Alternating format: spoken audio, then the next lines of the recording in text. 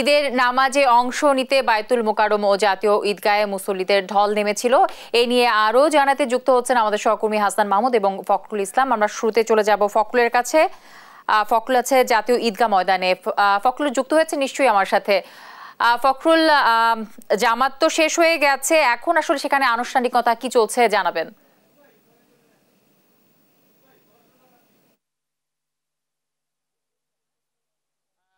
জাতীয় ঈদগাহে রয়েছে। আপনি জানেন যে পবিত্র ঈদুল আজহার যে জামাত, সেই জামাত কিন্তু অনুষ্ঠিত হয়ে গেছে। দেশের প্রধান জামাত রাষ্ট্রপতি মোহাম্মদ শাহাবুদ্দিন, প্রধান বিচারপতি, মেয়র এবং মন্ত্রী পরিষদ সদস্য, সংসদ সদস্য সবার উপস্থিতিতে, দেশের সাধারণ মুসল্লিদের উপস্থিতিতে এই জামাতটি অনুষ্ঠিত হয়ে গেল। সবাই একসঙ্গে প্রায় 30,000 মুসল্লি জামাতে নামাজ আদায় করলেন। ঈদুল আজহার যে জামাত, সেই জামাতটি তারা আদায় করলেন এবং দোয়া করলেন ত্যাগের মহিমা সারা বিশ্ব যেন উদ্ভাসিত হয়, সারা বিশ্ব মুসলিম যেন সুখে শান্তিতে থাকে, সে তাদের জন্য দোয়া করলে। আমরা একটু সাধারণ মুসলিমদের সঙ্গে একটু কথা বলতে চাই যে কি দোয়া করেছেন একটু বলবেন।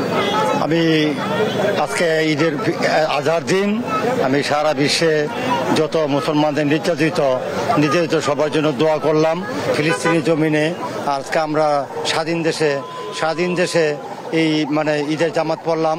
ফিলিস্তিনি জমিনে মুসলমানরা ঈদের জামাত না খায়া না লিয়া গরু কুরবানি করতে পারে নাই, ওনারা নিজেরাই কুরবান।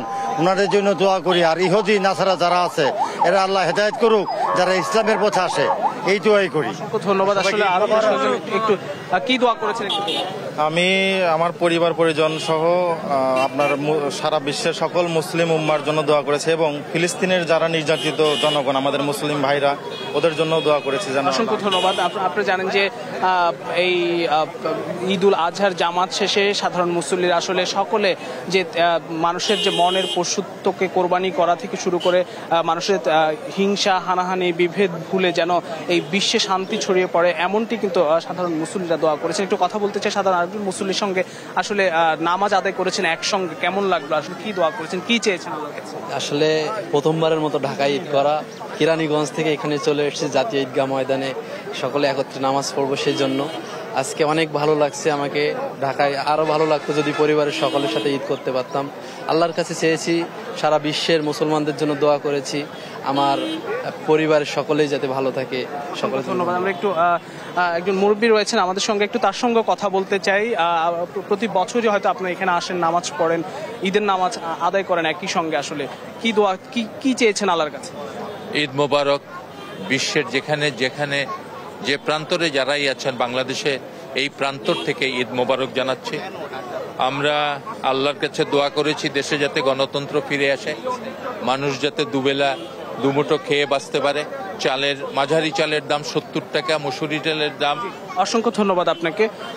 আসলে ঈদের প্রধান যে জামাত দেশের আপনার বিভিন্ন প্রান্ত থেকে, রাজধানীর বিভিন্ন প্রান্ত থেকে, আশপাশ থেকে আসলে প্রধান জামাতে অংশ নিতে মুসল্লিরা ছুটে এসেছেন। ইতিমধ্যে আসলে সাধারণ মুসল্লিরা আবার ফিরে যাচ্ছেন। আপনি জানেন যে আজকে পশু কোরবানি রয়েছে, এই জন্য ঠিক 7:30 ঈদের যে জামাত, ঈদুল আজহার নামাজ, সেটি আসলে অনুষ্ঠিত হয়ে গেল এবং নামাজ শেষে একই সঙ্গে জাতীয় ঈদগাহের যে ঈদুল আজহার নামাজটি কিন্তু শেষ হয়ে গেল এবং সেই নামাজ শেষে বায়তুল মোকাররমে কিন্তু 5টি জামায়াত রয়েছে, সেই জামায়াত কিন্তু একে একে শেষ হয়ে যাবে। সকাল 8টা থেকে শুরু হয়েছে। তো এই ছিল আমার কাছে জাতীয় ঈদগাহ থেকে সবশেষ পরিস্থিতি। ফিরছি স্টুডিওতে। জাতীয় ঈদগাহ থেকে যুক্ত হয়েছিলেন আমাদের সহকর্মী ফখরুল ইসলাম। দর্শক, এবার যাব বায়তুল মোকাররমে আছেন আমাদের সহকর্মী হাসান মাহমুদ। আমরা আবারও যুক্ত হচ্ছি তার সাথে। হাসান, আপনার ওখানে জামাত তো শেষ হয়ে গেছে, এখন কি চলছে আমাদেরকে সেই চিত্রটাই তুলে ধরবেন।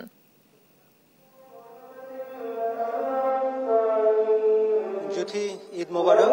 আমরা বায়তুল মোকাররম জামে মসজিদে এসেছি, জাতীয় মসজিদে। সেখানে এখন এই মুহূর্তে আসলে দ্বিতীয় ঈদের জামাত সেটি চলছে। সকাল 8টায় দ্বিতীয় জামাত শুরু হয়েছে এবং সকাল 7টায় প্রথম জামাত হয়েছিল। আমরা একটু নামাজের জন্য নামাজে চলে যাচ্ছি।